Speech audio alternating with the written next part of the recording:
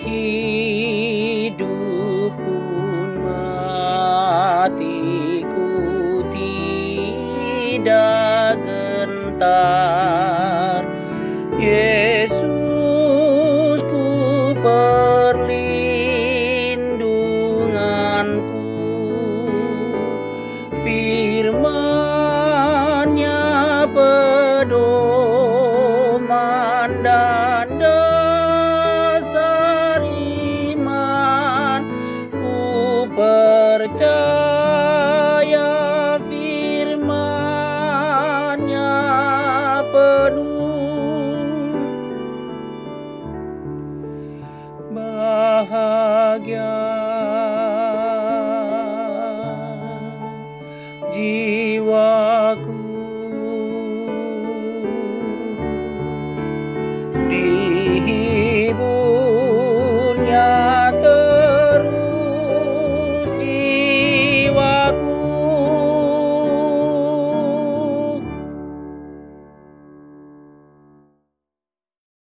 Salam sejahtera Bapak, Ibu, dan Saudara-saudari. Mari kita pakai kesempatan sebentar saja untuk mendengarkan firman Tuhan di saat ini.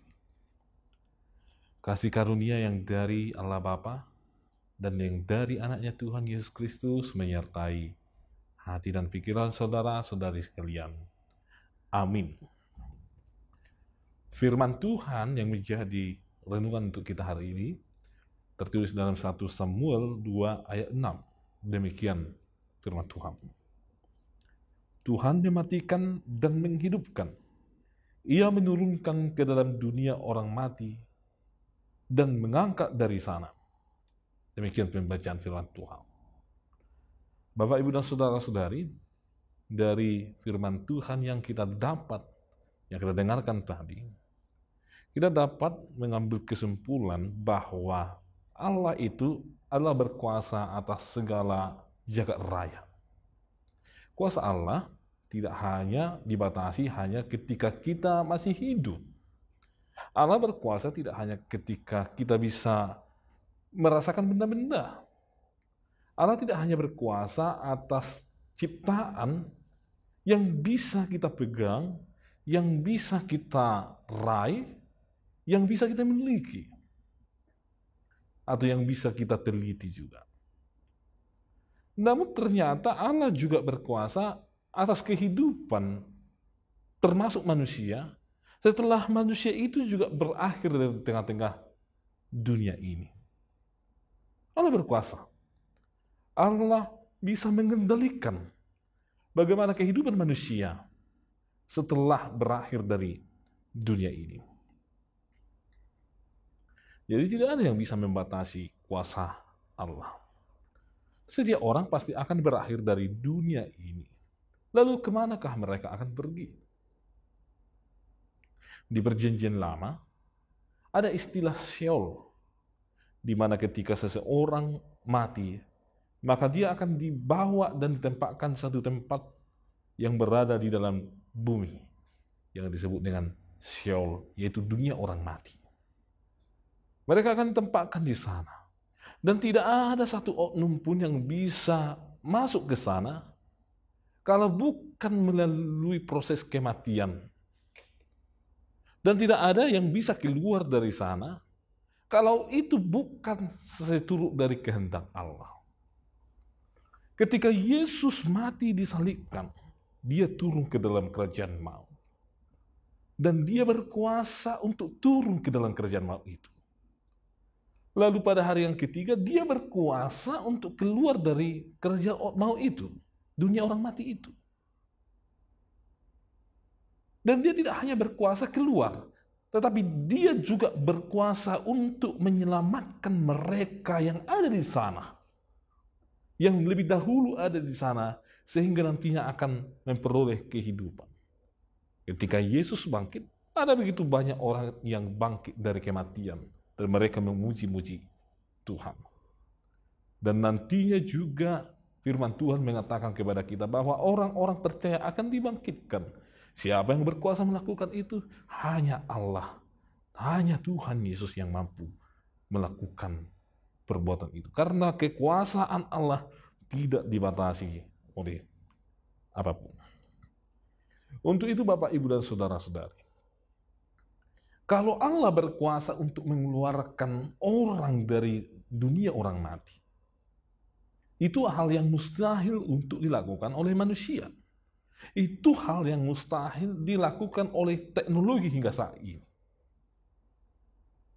Apalagilah persoalan hidupmu, beban hidup kita saat ini.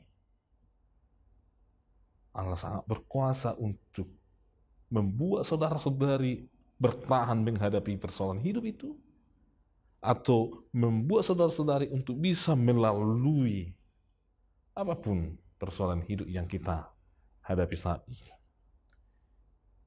Kalau Allah berkuasa untuk menghidupkan orang-orang mati dan memberi kehidupan bagi mereka yang percaya, apalagilah Bapak, Ibu, dan Saudara-saudari, persoalan hidup kita ini yang kita hadapi saat ini ada begitu beragam. Saat ini kita menghadapi COVID-19 varian Omikron yang semakin mengganas saat ini. Tapi percayalah bahwa Allah juga berkuasa untuk menyelamatkan saudara-saudari dari varian Omikron tersebut. Bahwa Allah juga berkuasa untuk membuat saudara-saudari untuk bertahan menghadapi itu. Allah berkuasa untuk membuat imun saudara-saudari menjadi kuat. Dan saudara-saudari tidak merasakan apa-apa ketika virus tersebut menghinggapi tubuh kita. Tapi bukan berarti kita tidak harus menjaga protokol kesehatan kalau Allah berkuasa atas kita. Kita harus menghargai, harus menjaga diri kita. Walau Allah berkuasa atas segala sesuatu yang ada, yang terjadi dalam hidup kita. Untuk itu Bapak, Ibu, dan Saudara-saudari, jangan ragu. Percayalah kepada Tuhan.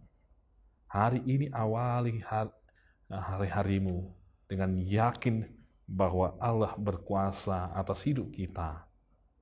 Atas bagaimana kita akan melangkah dari pintu rumah kita, melanjutkan aktivitas kita, dan nanti juga kembali ke rumah. Allah berkuasa atas kita. Allah berkuasa juga atas kita ketika kita tidur di rumah kita dengan nyenyak, sehingga kita diberikan Tuhan kasih karunia-Nya. Percayalah kepada Tuhan, Dia Allah yang berkuasa atas saudara-saudari. Amin.